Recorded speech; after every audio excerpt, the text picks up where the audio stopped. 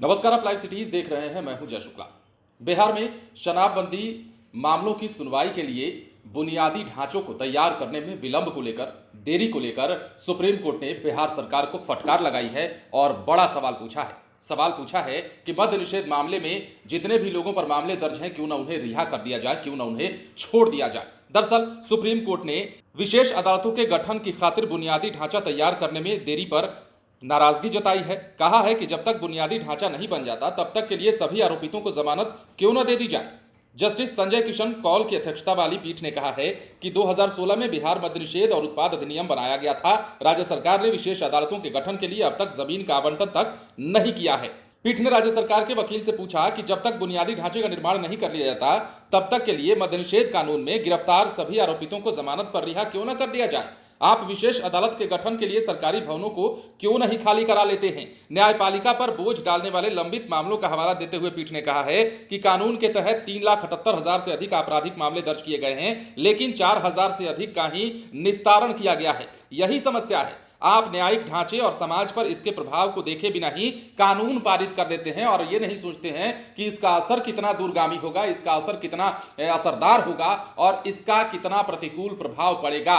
Supreme court ने बिहार सरकार को फटकार लगाई है और सरकार की ओर से पक्ष रख रहे वकील को भी कह दिया है कि जब तक शराबबंदी मामलों की सुनवाई के लिए बुनियादी ढांचे का निर्माण नहीं हो जाता तब तक क्यों न जितने भी आरोपित हैं सबको रिहा कर दिया जाए। क्योंकि बात यह हुई थी कि शराबबंदी मामले के जितने भी सुनवाई होने हैं उसके लिए बुनियादी ढांचा तैयार किया जाएगा, विशेष अदालतों का गठन किया जाएगा और उसके लिए जमीन आवंटन की बात भी सरकार के द्वारा कही गई थी। लेकिन ना तो सरकार के द्वारा जमीन आवंटन किया गया है और ना ही कोई बुनियादी ढांचा तैयार हो पाया है, जिस पर सुप्रीम कोर्ट ने न सिर्फ नाराजगी जाहिर की है बल्कि फटकार भी लगाई है और पूछा है कि जितने भी आरोपी हैं उनको क्यों ना हम रिहा कर दें जब तक आपका बुनियादी ढांचा तैयार नहीं हो जाता है। अधिनियम की एक धारा का हवाला देते हुए पीठ ने कहा कि जहां तक शराब के सेवन के लिए जुर्माना लगाने का प्रावधान है यह ठीक है, लेकिन इसका संबंध कार्यकारी मजिस्ट्रेट द्वारा अभियुक्तों को सजा देने की शक्ति से है। इस मामले में एमिकस क्यूरी एडवोकेट गौरव अग्रवाल ने कहा कि पटना उच्च न्यायालय ने कार्यकारी मजिस्ट्रेटों को शक्तियां प्रदान करने के बारे में आपत्ति व्यक्त की है। इसके बाद पीठ ने राज्य सरकार के वकील को इस मुद्दे पर आवश्यक निर्देश प्राप्त करने के लिए 1 सप्ताह का समय दिया ताकि पता लगाया जा सके कि मामले में क्या किया जा सकता है।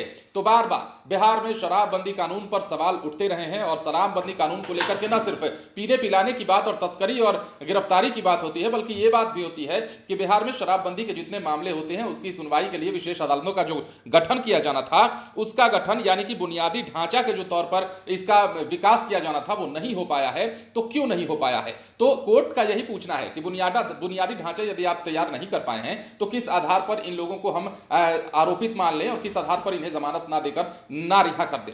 अब देखना है कि सरकार की ओर से अगला पक्ष क्या रखा जाता है, क्या सफाई दी जाती है। बने रहे लाइव सिटीज के साथ। यदि अब तक आपने हमारे चैनल को सब्सक्राइब नहीं किया है तो सब्सक्राइब कर लीजिए ताकि हम आपको खबरों से अपडेट रख सकें। धन्यवाद।